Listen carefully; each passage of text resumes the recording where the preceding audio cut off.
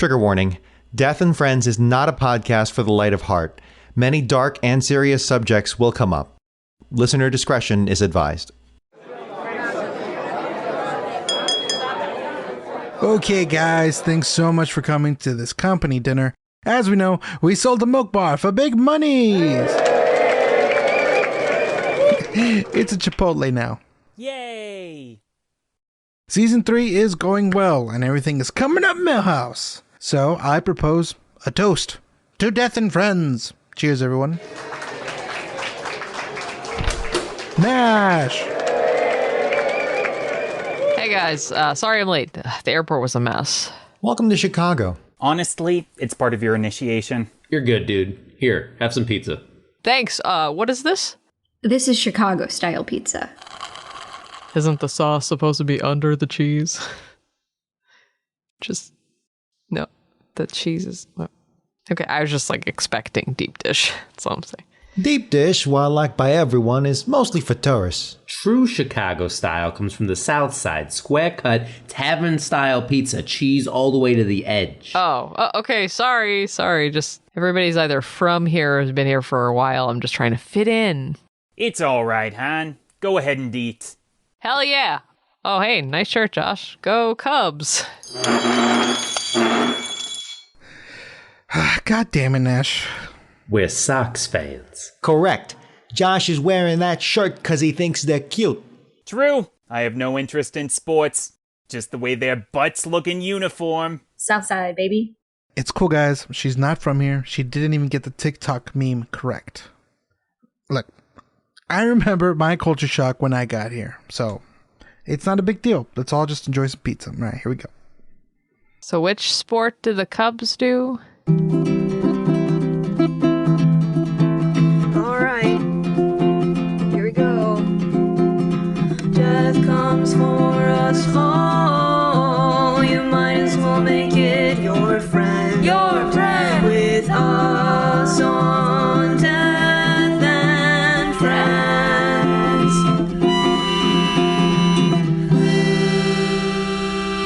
Hello, Skeleton Army. I'm Angel, and that lame tourist is Nash. It's been 84 years, and I don't remember how time traveling works. Time traveling? Jesus Christ, just regular traveling. On today's episode, we talk about one of the most insane disasters to ever hit the United States. The NBC Chicago-based series MD, Fire, PD, looking at you. What? No, I'm talking about The Great Chicago Fire. Those shows are not a good time though, so I don't blame you. They're bad shows. I don't like them. Yeah, they always cause traffic. It's the goddamn worst. This is this season's version of the Umbrella Academy hatred that you've experienced in season 2 for no reason. We just don't like them. Shall I paint the picture? I mean, we'll watch them. No, we won't. We won't do that. I watched the Umbrella Academy. I watched the first part of the first season and I was like, I'm sorry, you have a monkey butler and you didn't find that problematic at all. We've already gone through this rant about the monkey butler. I just can't with them. Like they built a I like how that's the part that stopped you. Not like Yes. these multi-powered kids, not the oversized guy, not the robot mom. No. The monkey butler. The monkey butler. I'm sorry, how? Wait till you get the season 2 shenanigans. It's lazy. Monkey butler. Shall I paint the picture? Yes, please. It's the night of October 8th, 1871, and the beautiful metropolis of Chicago doesn't sleep as industry and nightlife are roaring in this concrete jungle. Wooden jungle, to be exact. Yeah, a wooden jungle? Just like a regular jungle then? Okay, true, but forests and jungles and such tend to not be so dry. There's a super insensitive joke in here about California. 1871 is a particularly dry year for Chicago. A lot of neckbeards saying, "Milady." Woo! It had not rained for months at a time. Chicago, at the time, was mostly made of wood. The streets were wood. The buildings are wood. The people, wood. What? And on that fateful night at 8:30 p.m., Catherine O'Leary, for some reason, which will be revealed later, probably because she had to, decides to milk a cow. That cow kicks a lantern and thus begins a raging fire that would almost consume the entirety of the city. And boom, the legend of the Great Chicago Fire. Except the cow story is a lie. The cow is a lie. Cow is a lie. Cow is a lie. Perpetrated by our old enemy, racism. Ah, yes. More specifically, anti-Irish racism. It's a big problem. Christian nationalism. Why did I just shout this at you randomly without the beginning of a sentence? I'm just over here like, Christian nationalism. That's a thing you could just have without any preface at all. Good. Another episode with no modern parallels. None whatsoever. The O'Leary farm is the origin place of the fire, but we don't really know how it begins. So for all we know, there are youths starting fires everywhere, because that's what young people do. Probably, I don't know. That's just the cool young people thing. Youths! Whatever the actual cause of the blaze, one thing is for certain. The fire begins at the O'Leary farm. It spreads faster through Chicago than VD at an old person's nursing home. Let it burn! People die, Angel. Picante. Okay, so the fire begins on the south side at 137 DeKoven Street. It's a Chick-fil-A now, by the way. Ah, living history. It's near the South Loop of Chicago. It's not that. It's a marked historical site, but there is a bigoted chicken restaurant nearby. Now, at the time, of course, it's a lot more... Wooden? No spicy chicken sandwiches here, only spicy chicken fires, but still solidly homophobic. That's the exact same, just the same level there. Just no rainbows here. Just same thing, different day. 8:30 is when the fire starts roaring and starts to creep up and take a hold of what is essentially... Hang on, let me check my notes here.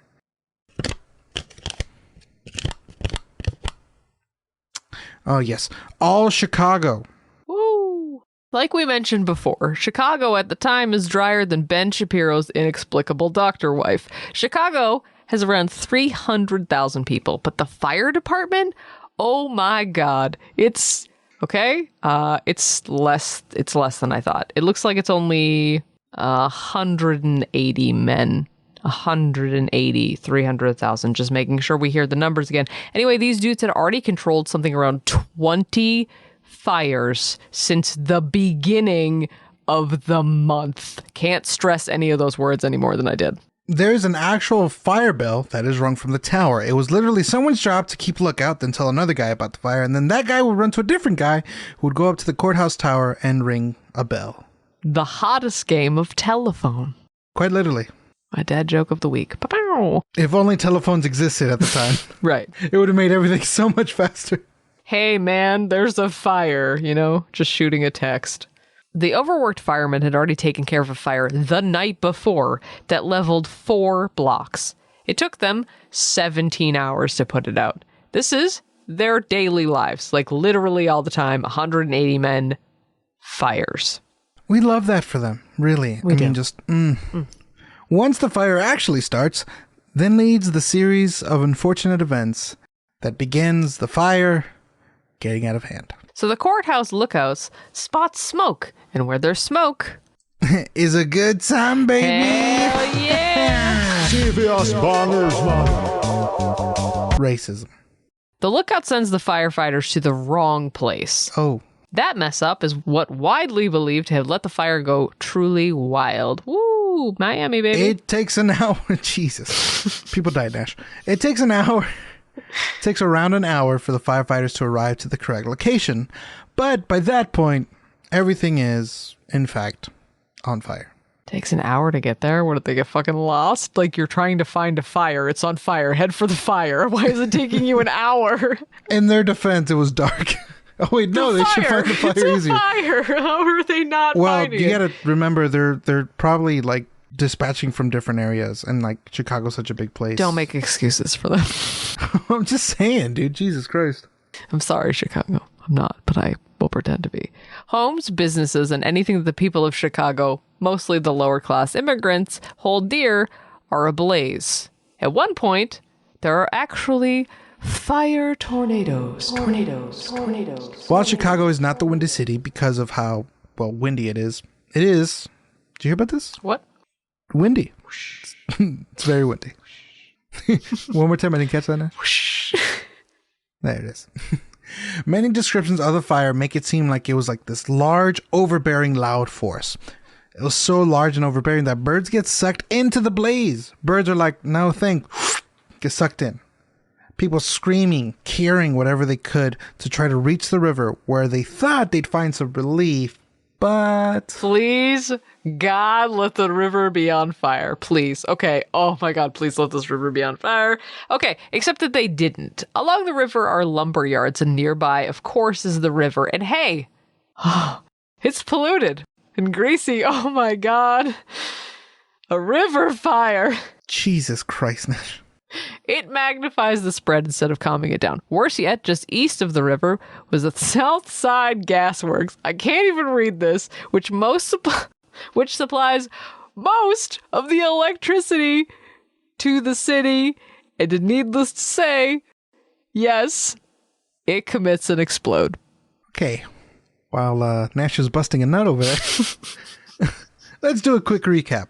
At this point, the fire has spread quickly due to the dry, windy climate that Chicago had at the time. With the fire originating from what was essentially a wooden shanty town in a poor, mostly Irish area of the south side of Chicago, firefighters didn't arrive on time due to a flawed fire detection system.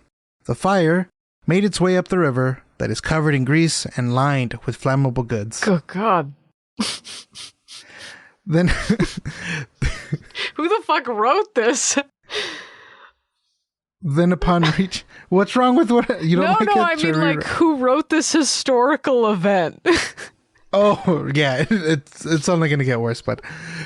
Then upon reaching the main gas plant, it plunges the city into darkness, and now the only light in the city is that of the fire that is quickly taking over. Okay, it's Zack Schneider. I get it now. Yes.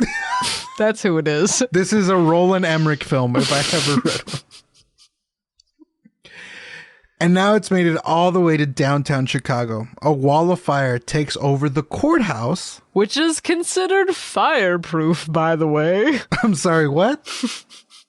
Yes, if you remember the previous episode, the old-timey standard of being the proof of things, not accurate. Oh, God himself couldn't sink this. Oh, there he goes. Oh, yeah, that's right. He did it. God himself could not burn this. Oh, no. Oh. Whoops. Woo. Very fair. Very fair. Yeah. So remember the bell that gets rung every time there's a fire? Yep. I imagine the guy that rings that bell must be fucking jacked, baby. Just... The bell was 5 tons. Thick boy, 2 C's. So that bell is connected to the courthouse. And in the courthouse is also the city jail. Now, naturally, everyone in the courthouse not super hyped about being roasted alive or dying of smoke inhalation. Hold that thought. Black death, polio, spontaneous combustion. Dying comes, and after death comes decomposition. It may seem sad and also gross, but here you are, and here's your host, not an actual doctor, but it's medical facts with Dr. Angel.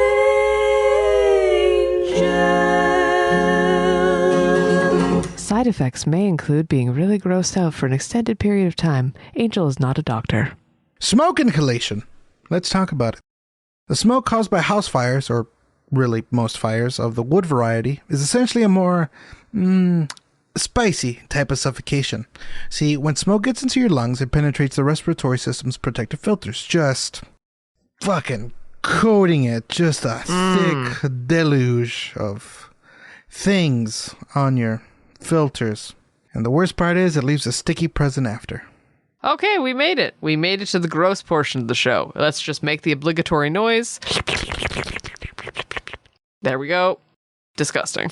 The layer of smoke and toxins, carbon monoxide, etc., literally sticks to your lungs like a film, even replacing oxygen in your bloodstream. Standard oxygen levels for someone are around 21%. At 17%, there are impairments. You start feeling a little lightheaded and so and so. And at 9%, people can go unconscious. When the oxygen level is at 6%, that is when cardiac arrest occurs. Then you get a visit from the Grim Reaper himself. My man. What's up, Slappies? That's not even the worst way to die. Remember how people got flash fried in the Pompeii episode? It's a pretty rude way to bring it up, but yes. You called people popcorn, Nash. I forgot about that. Yeah. You can also regularly fry your insides as well. The heat from the smoke literally cooks your inside slowly until you die. Well, slow cooking, essentially. Gobble gobble. Now, as I was saying before I was so rudely interrupted, the courthouse catches fire. All the prisoners are let out, and of course the jailers immediately lose track of them. Whoops, bye. In their defense, there's a wall of fire. Sort of fair. And in a weirdly poetic moment, the bell tower stops ringing, letting out one gong after the tower collapses inward and unto itself. Now, the fire's truly out of control. The fire will continue to travel north. Firefighters are overworked. They're struggling, trying to hold it back. Some are even retreating. Why is this paragraph so long? The wooden bridges that connect the north side and the south side become choke points for people trying to escape the blaze, which is exactly what you want for an evacuation route. Just nice choke points where the fire can really get you. Once the fire makes it to the north side, it's only a matter of time before the bridges go up. But it would also reach the north side of town, making it to the main water pump building. At some point in the night, the almost futile attempt by firefighters had grown into a truly lost cause because the water dried up. On the north side, the fire gets even stronger, making it all the way up to what is modern-day Lincoln Park. I'm sure there's a joke here. I'm just not super familiar with the band. Well, in the end, it doesn't even matter. Chicago to this day is still very segregated due to economics. But this fire unifies everyone. Thus, stories of the wealthy side of town, pretty wild. Reports say the people cut oil paintings out of their frame, bury their jewelry in the ground. At some point in this evening, someone is burying a piano. And I just want to know, I just want to talk, okay? Like, I just want to know, you were like, wow, that is a lot of fire, and I don't think Chicago's going to survive. But my piano must. It must. It's very important to me. After trying to protect their stuff, they would find refuge in the strangest of places. People fled into cemeteries in what is now current Lincoln Park, and they jump into empty gravesites, only to die of suffocation in their now new graves. At the time, Lincoln Park had a cemetery there, and it was being moved. So there's a lot of empty plots now. And they would jump in, thinking like, this will save me. You just saved them a lot of time, quite frankly. They would also flee into Lake Michigan, and thousands of people would just watch the fire from the lake, holding like what little they could save, as Chicago became a wall of fire, not knowing what would happen next.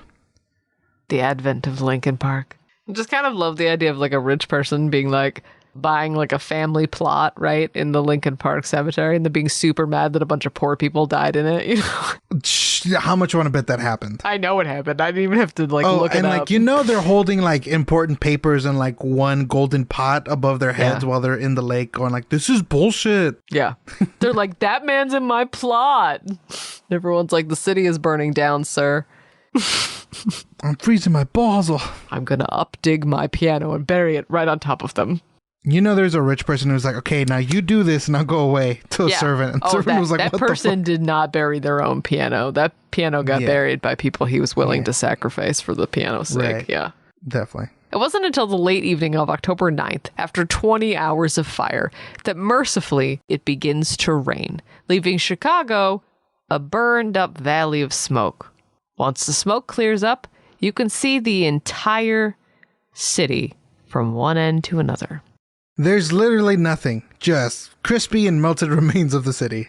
300,000 people are immediately homeless, going to churches and schools that manage to survive. While the counts of only a few hundred are confirmed dead, thousands are considered lost. The only part of the city that stayed unharmed was the west side. The fire not only takes out most of the city of Chicago, but specifically it's also a win for racists and shifty newspapers everywhere. Fantastic. Love to see it. No modern parallels. Many investigations occurred over Mrs. O'Leary's farm. The entirety of the legal system came after this woman, and in classic bullshit justice system / cop fashion, she's murdered or wrongly imprisoned. They actually clear her name. Oh. I know. They realized that the odds of it being her fault were little to none, and that the reason the fire took over the city was because of the mishandling of the initial fire, overworked firemen, and the lack of many of the buildings being up to code. Well, that's not where I thought this was going at all. True, but newspapers and the need to blame a group of people is just too strong for modern parallels. And, well, there's the Irish population. Okay. And more specifically, Mrs. O'Leary gets blamed. Many writers for the Chicago Tribune write reports of the fire from first-hand experience in the area where it starts, calling the Irish slurs, and blaming the fact that alehouses and places of ill repute are to blame for the fire spreading due to extra flammable material in there. You heard that correctly. They're like only Irish people drink, and the cause of the fire must have happened at a pub where there is alcohol. You know, completely ignoring the dry weather, the windy conditions, there being like 4 firemen for every 100 fires because Chicago was continually on fire every single month. And also, it was literally always on fire. Everything being made out of very flammable wood. Ms. O'Leary's reputation suffers greatly. She's in her late 30s, but the media makes her seem like this old hag that is too dumb to realize that you shouldn't milk a cow at night. You know, that old Jim. She is painted as everything a conservative hates. An immigrant woman on welfare who hates the system so much she wants to let it all burn. Hail Satan. But she's in fact a woman who comes from nothing, builds a successful business little by little, and provides for her family. In the most popular images, she's painted as an ugly witch that makes mistakes and essentially is shit on her entire life. She becomes a recluse, blamed for something that wasn't even her fault. She dies of pneumonia, alone, a year after her husband died. O'Leary couldn't even rest peacefully, though. Her grave is constantly being defaced and desecrated. There's a fucking song written about it, and they would even celebrate the anniversary of the fire with a lady dressed in what I could only describe as Irish face, with a milk pail and a cow. Jeez. Well, let's end the episode on a positive note for once, shall we? Hard to do that after the Miss O'Leary thing, but yeah. Yeah, very fair. Many people may be familiar with the term the Second City. The origin being that the city was built twice, the second time around was built better and bigger, doubling in size and population. Chicago grew into an incredible city that quite literally rose from the ashes of tragedy. Oh, and Mrs. O'Leary's house? It became the fire academy for the city. Alanis Morissette need not apply. It's like 10,000 spoons when all you need is a fucking fire hose. And on that ironic note, that's the episode. A special thanks to you, our favorite listener. Remember to subscribe on iTunes, Spotify, or wherever you get your podcasts. A rate and review would also be nice. Remember I said let's end it on a positive note? It's somehow sadder. Yeah. You can follow us on Instagram and Twitter. I am at Gorilla Jokes. And I'm at It's Nash Flynn. And of course, follow the podcast at Death and Friends Podcast. Want to become an official member of the Skeleton Army? Join us on Patreon. We use it to cover our sound guy's medical bills. In order to properly write medical facts, we expose Dom to all the illnesses and ways to die we talk about on the show. Actually, we need to do that. We need a... Dom, can you come here? Okay. Alrighty, and... Oh, do you have a lighter? Oh, I don't have a lighter. Do you have a lighter? No. We were supposed to get a lighter. Jake, do you have a lighter? No? We'll just wait for Chicago to inevitably catch on fire. Speaking of Patreon, let's thank our listeners at the Brendan Fraser level. Luella, I love your hair. So check it out at patreon.com/deathandfriends. Also, we have a website now, deathandfriends.org. We are an organization committed to making the internet worse. I miss you every hour of every day, Chicago. See you soon. That being said, death is tricky to talk about, so please remember this? Did you hear about this? No. You're loved. You matter. And if you don't want to be your own friend, we will happily be your friend. What do friends do? Just come here. Just tell me what friends are supposed to do. I'm just going to put my lips directly into the microphone. Don't get so close to Nat. She's just trying to kiss you. No. Until next time, Skeleton Army. Stay spooky. Love you. Love you. This has been a Knavery Inc. podcast. Go to knaveryinc.com for more details. Executive produced by Jacob Duffy Hallbleib. Audio design by Dominic Wanzon. Themes and transitions by Amy Doe. The fuck is a knave? Remember, this is a comedy podcast? Don't use it in your research papers.